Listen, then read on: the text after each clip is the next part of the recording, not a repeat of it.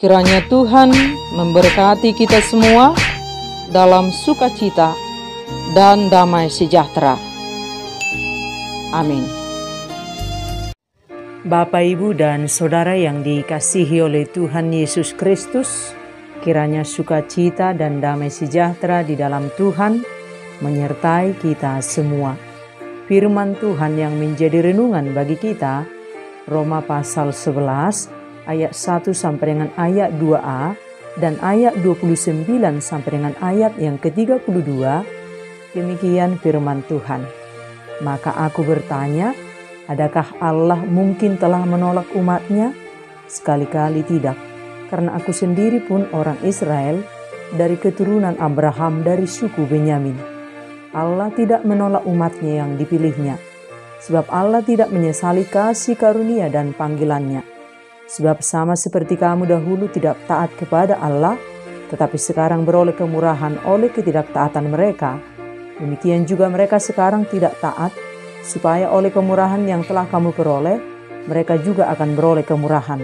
Sebab Allah telah mengurung semua orang dalam ketidaktaatan, supaya Ia dapat menunjukkan kemurahannya atas mereka semua. Demikian firman Tuhan.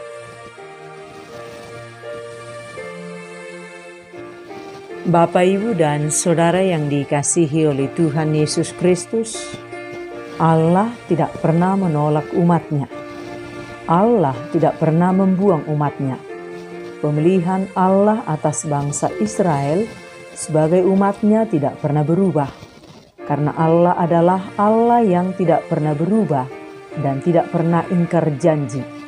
Janjinya selalu iya dan pasti. Allah bukan manusia yang mudah berubah dan ingkar. Umat manusia yang sering ingkar dan berubah-ubah. Umat manusia yang sering menolak Tuhan. Umat manusia yang sering membuang dirinya dari hadapan Tuhan.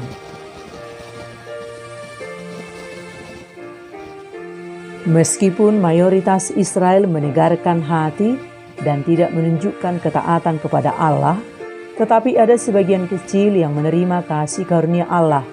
Mereka disebut sisa Israel.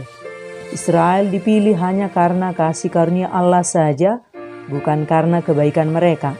Demikian juga sisa Israel dipilih hanya karena kasih karunia Allah, baik sisa pada zaman Elia maupun sisa pada zaman Paulus yang sungguh-sungguh menghayati makna pemilihan Allah.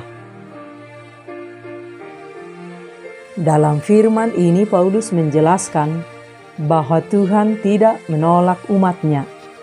Itu langsung dibuktikan dengan dirinya sendiri. Paulus adalah orang Israel keturunan Abraham, suku Benyamin, yang dulunya hidup terikat pada hukum Taurat tanpa taat kepada Tuhan. Tetapi oleh karena kemurahan Tuhan, Paulus mengalami perjumpaan dengan Tuhan dan hidup terikat kepada Tuhan, dan dipakai Tuhan sebagai rasulnya untuk memberitakan Injil Kristus kepada bangsa non-Yahudi. Dan melalui Paulus yang telah mengalami kasih Tuhan, yang telah mengalami perjumpaan dengan Tuhan, banyak bangsa-bangsa lain mengalami kemurahan Tuhan. Injil kabar baik terus diberitakan kepada bangsa-bangsa sampai ke ujung dunia. Tuhan tidak menolak umatnya, sekalipun mereka menolak Tuhan dengan ketidaktaatan mereka kepada Tuhan. Dan akibat ketidaktaatan mereka, kasih karunia Tuhan mengalir kepada bangsa lain yang bukan Yahudi, dan akhirnya sampai kepada kita semua, dan bukan karena hebat kita, semua karena kasih karunia Tuhan. Bersyukurlah kepada Tuhan, karena kita ikut dipilihnya untuk mengalami kemurahan Tuhan. Dan seperti halnya Paulus yang telah menerima kasih karunia Allah, kita pun demikian. Dulu kita pendosa, ditebus dan dibenarkan oleh Tuhan, semua karena kasih karunia Tuhan. Dan setiap waktu saat kita jatuh ke dalam dosa, Tuhan memberikan kita kesempatan untuk menyadari semuanya dan berbalik kepadanya. Itu semua karena kemurahan Tuhan. Oleh sebab itu hiduplah dalam kasih karunia Tuhan. Jadilah pengikut Kristus yang setia. Allah tidak menolak umatnya, bukan berarti supaya kita hidup di dalam dosa, toh Tuhan pasti tidak menolak kita. Sadari dan hayatilah pemilihan Tuhan dalam hidup kita untuk boleh mengalami kemurahan Tuhan. Jangan kita anggap enteng pada kesabaran Tuhan dengan cara-cara hidup yang tidak berkenan kepada Tuhan. Orang-orang yang tidak menghargai kasih karunia Tuhan pada akhirnya akan terbuang dari hadapan Tuhan. Responi kemurahan Tuhan dengan tetap setia dan rendah hati. Teladani hidup Paulus yang sungguh-sungguh menghidupi imannya di dalam Tuhan. Sebab kita ada sampai hari ini bukan karena hebat dan kuat kita, semua karena kasih karunia Tuhan. Bergantunglah sepenuhnya kepada Tuhan. Hargai pengorbanan Tuhan Yesus Kristus yang rela mati supaya kita memperoleh hidup. Lihat dan hitunglah setiap waktu keagungan kasih Allah. Melalui anaknya Tuhan Yesus Kristus, semua bangsa terbuka untuk beroleh keselamatan karena kemurahan Tuhan semata.